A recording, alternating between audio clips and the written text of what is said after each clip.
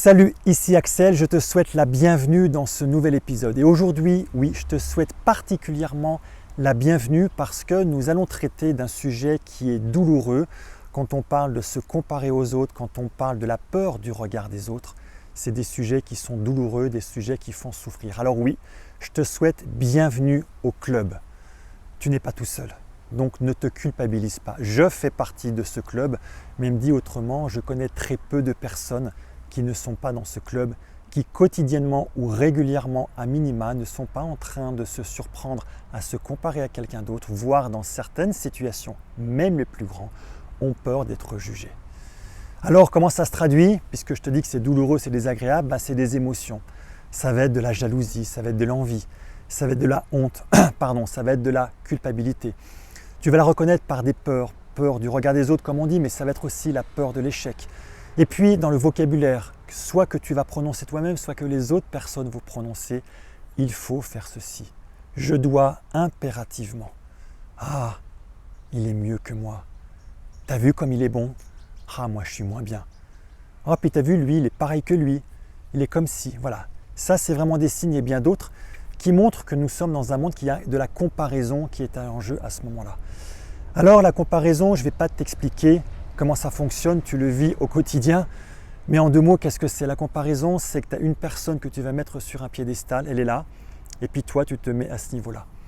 En fait, tu vas croire que la personne, elle est mieux que toi, et donc du coup, tu vas croire qu'elle va te juger, parce que ta croyance, c'est qu'elle a des critères de jugement qui sont exactement les mêmes que toi. Parce que tu crois que son monde est exactement le même, donc comme tu te juges, tu crois qu'elle aussi va te juger.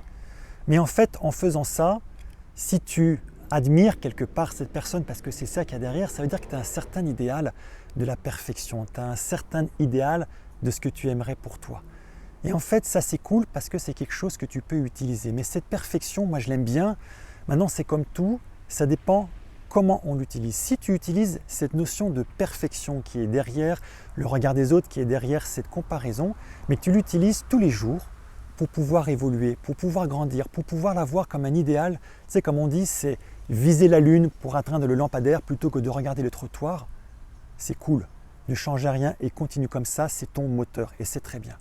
Malheureusement, trop rarement, la perfection n'est pas utilisée dans cette finalité. La perfection, elle est utilisée comme un moyen. Pire que ça, comme un moyen conditionnel.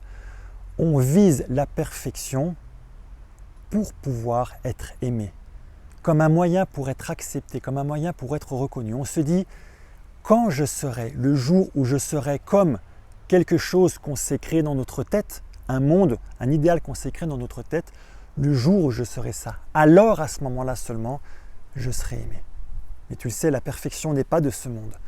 Donc on se met des croyances qui sont inatteignables, donc on est déçu et cette déception, elle va se traduire par des peurs.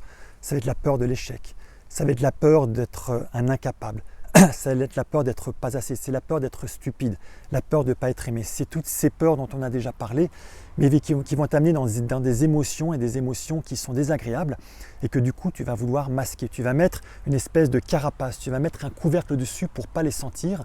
Et ça, ce que ça va faire, ça va t'amener des blocages.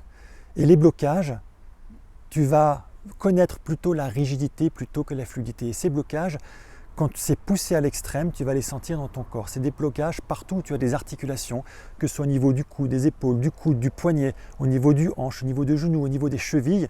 Et bien tu commences à avoir des blocages, tu vas commencer à avoir mal. Derrière, tu peux avoir des maladies, tu peux avoir des malaises. Donc voilà ce à quoi peut t'amener la comparaison, ce à quoi peut t'amener la peur du regard des autres. Alors, tu vas me dire comment on peut faire pour pouvoir s'en sortir. Déjà, pouvoir s'en sortir, c'est arrêter de se comparer. Et il y a un moyen très très simple, et je vais en rester là aujourd'hui, c'est plutôt que de te comparer, tu observes. Ce qui se passe au quotidien, toutes les expériences de la vie que tu as, ce sont des expériences. Il n'y a pas de bien, il n'y a pas de mal, c'est l'homme qui a inventé ça, c'est une construction mentale de l'être humain de dire que ça c'est bien, de dire que ça c'est mal. Tu observes, tu as un regard qui est neutre sur les choses. Voilà cette astuce avec laquelle j'aimerais que tu repartes aujourd'hui, que tu puisses mettre en œuvre. C'est vraiment en passant à l'action que tu pourras pas à pas devenir ce leader que le monde attend pour pouvoir toi aussi grandir, pour pouvoir évoluer parce qu'on a besoin de toi pour que tu puisses impacter. Je te dis à très bientôt dans un nouvel épisode. Ciao!